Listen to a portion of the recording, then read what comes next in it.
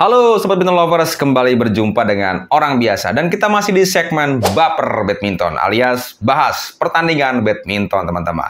Pastinya saya dan teman-teman semua, atau kalian semua dalam situasi yang mungkin bisa dibilang happy ya. Karena Jonathan Christie berhasil menumbangkan 3 wakil tuan rumah secara berturut-turut ya. Di video sebelumnya saya katakan Jojo akan hat-trick, apakah mampu? Ternyata Jojo berhasil membuktikan dia mampu menyingkirkan 3 wakil tuan rumah ya. Dari Lu Guangzhou, kemudian Lei, kemudian terakhir si Yuki sebagai pemain nomor 1 dunia, teman-teman. Nah, di video itu juga saya mengatakan atau saya memprediksi lawan yang akan dihadapi oleh Jojo di babak final, teman-teman. Dan saya katakan di situ saya lebih berharap lawannya adalah Antonsen, teman-teman. Dan ternyata terjadi karena Antonsen juga mengalahkan seniornya Viktor Axelsen dalam pertandingan rubber set, teman-teman ya. Kenapa saya lebih memilih Antonsen?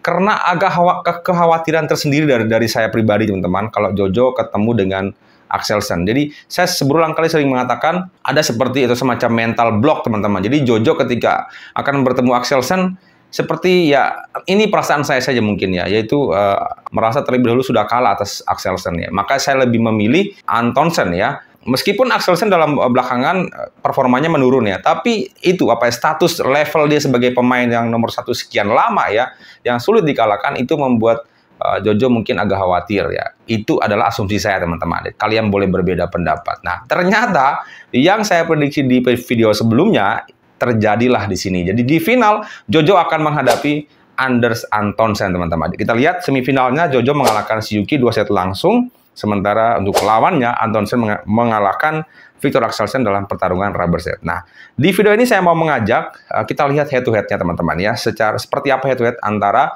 Jonathan Christie yang akan menghadapi Antonsen di babak final, teman-teman.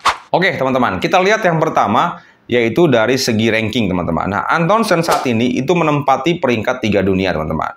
Memang kita tahu belakangan Antonsen ini seperti regenerasi, bukan seperti, memang regenerasi dari Viktor Axelsen ya. Jadi ada ancaman berikutnya nih, setelah Viktor Axelsen sudah mulai menurun, muncul ada Antonsen yang meningkat terus ya. Jadi dia menempati peringkat 3, kemudian Jonathan Christie berada di peringkat 6. Namun secara rekor pertemuan, teman-teman, dari total 9 pertemuan, jadi kalau saya salah silakan dikoreksi, teman-teman ya. Itu Jonathan Christie menang 6 kali, kemudian Antonsen menang 3 kali. Nah, saya akan mengajak kita lihat 3 pertemuan terakhir, teman-teman ya. Kita lihat dari ajang Daihatsu Indonesia Master 2020, teman-teman. Kala itu permainan berlangsung rubber set dan dimenangkan oleh Anders Antonsen, teman-teman ya. 14-21, 21-10, dan 12-21. Kemudian kita bergeser lagi di ajang berikutnya, yaitu di tahun 2020, yaitu Thomas Uber Cup. Kala itu pertarungan juga berlangsung rubber set, teman-teman. Di game pertama Jojo menang 25-23, game kedua Jojo kalah 15-21, dan game ketiga Jojo menang 21-16.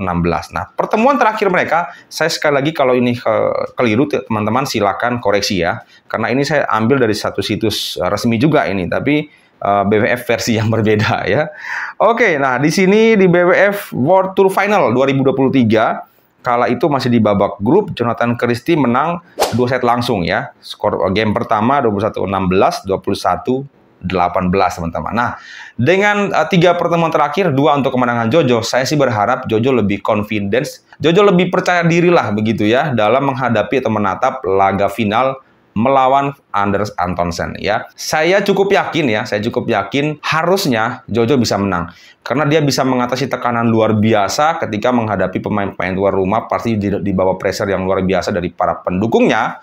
Dari babak 16 besar dilewati, kemudian 8 besar sampai semifinal, yang notabene si Yuki adalah pemain nomor 1 dunia, kemudian bisa disingkirkan. Jadi ada 3 wakil sudah disingkirkan, wakil tuan rumah.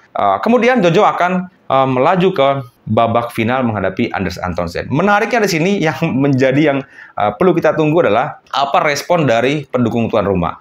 Kira-kira nanti yang disoraki siapa, teman-teman, menurut kalian? Apakah Antonsen ataukah Jonathan Christie yang akan disoraki?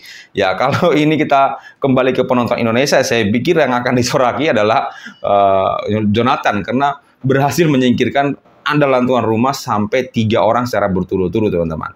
Tapi Jojo juga kayaknya punya fans yang banyak ya. Jadi kita berharap bisa jadi ada publik Indonesia yang datang dan mungkin ada beberapa fansnya Jojo mudah-mudahan bisa memberikan support ketika Jojo berlangsung. Dan yang saya harapkan adalah jangan sampai terjadi hal-hal yang tidak kita inginkan, yaitu cedera. Jangan sampai terjadi. Jadi kita sebagai penggemar badminton, sebagai pendukung, kita doakan yang terbaik perjuangan Jonathan Christie dan juga masih ada satu lagi yaitu Sabar Reza yang akan bertanding setelah mungkin agak malam nanti teman-teman ya.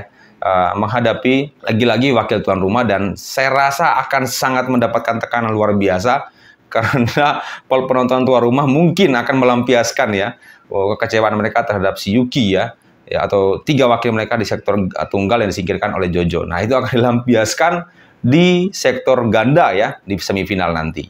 Tapi kita berharap Sabar Reza juga bisa untuk menemani Jojo di babak final teman-teman. Di Super 750 teman-teman ya. Dan lagi-lagi kita berharap ada gelar yang bisa dibawa pulang. So teman-teman, menurut teman-teman kira-kira seberapa besar peluang Jonathan Christie dalam laga final menghadapi Anton Sen? Silakan kalian boleh berpendapat di kolom komentar dengan tetap mematuhi protokol dalam berkomunikasi. Gunakan bahasa yang sopan, tetap bijak dalam menggunakan sosial media. Sekali lagi terima kasih atas atensi teman-teman. Saya mohon maaf jika ada salah-salah kata dalam penyampaian saya, ada hal yang kurang berkenan, karena kalian sedang berada di channel Orang Biasa. Bukan pengamat, tapi penikmat badminton. Terima kasih dan sampai jumpa.